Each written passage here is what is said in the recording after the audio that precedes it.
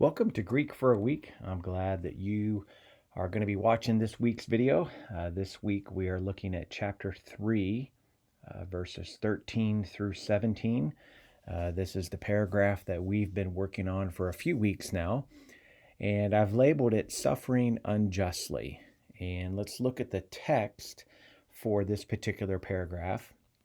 You will notice a few things that I will bring out in the next couple of slides with the diagram, but here we have one that could potentially harm you, and we know that it's a potential harming because of the third class conditional clause that's begun with the et on moving forward. You have a strong contrast that begins verse 14. Then you have two commands here: do not fear and do not be troubled. Then he provides for us really the imperative that seems to kind of carry the idea through the paragraph, and that is sanctify the Lord Christ in your hearts. And then, of course, there's another strong contrast there with the Allah, and then we have the gar clause wrapping things up with the motivational grounds for doing really 15 through 16. So the next slide here begins with the word and, which I think really just sets the tone, sets the marker, if you will, the conjunctive marker moving forward.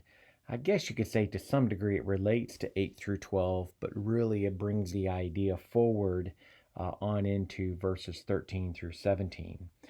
So he says here, and who will harm you if you are zealous for what is good?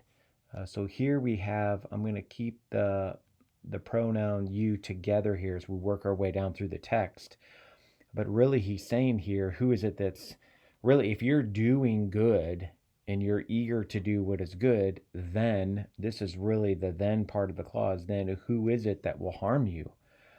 But even, so here's the condition part of it. So even if you should suffer on account of righteousness, what happens, he classifies them as a blessed one.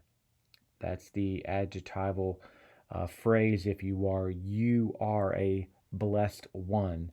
And again, I've kept all the yous together because he's setting up a scenario here in verses 13 and 14, ultimately to get to the two commands I mentioned previously, that is, do not fear, neither be troubled.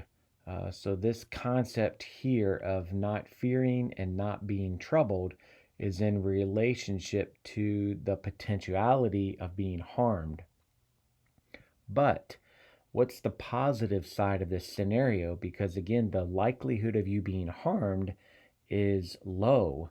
So I'm going to strongly encourage you, Peter says, but sanctify the Lord Christ. And of course, where do we do that? In your hearts. So the end there would reference the spatial connotation of where we're sanctifying or setting apart the Lord Christ. It's in our hearts. Then he says, always be ready. Well, what it is that he wants them to be ready to do, so this would be a pros, which would indicate purpose, to make a defense. The specificity, though, of that defense is with reference to, in other words, be ready to those who may ask you a word or a defense. Again, the specificity of it is with reference to the hope. So I think in this particular context here, verse 15, I think he's saying here, hey, should an occasion arise where you have the privilege to tell others about the hope that's in you, be ready to do that. But how should we do that? He says here, with gentleness and fear. Okay, so there's our dative of manner, with gentleness and with fear that we make this defense. Again, while at the same time, so here's a contest, attendant circumstance participle, while at the same time having or possessing a good conscience. For what purpose? So that those who slander your good conduct in Christ may be put to shame when they try to accuse you.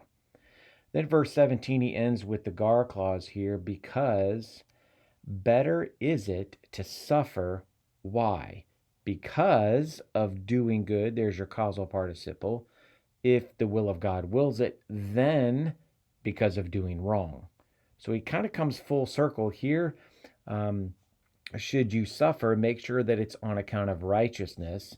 And should you suffer, again, if God wills it, that it's because of doing what is good or doing what is right, as opposed to doing what is wrong.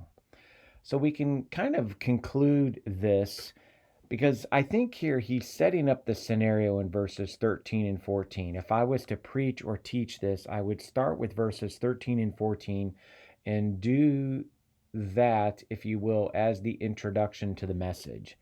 Who is it that will harm you? Especially if you're doing good. So I think there's this connotation from a continuation of chapter 2 as well as to now, do good, so that even the unbeliever recognizes it as doing good. Do not fear, or do not be troubled. But rather, what am I asking you to do is I'm rather asking you to sanctify the Lord Christ in your hearts. Again, being ready to give a defense of your hope and doing it with gentleness and fear, so that no one can accuse you. So really, I might kind of focus here. The focus might be on this point here.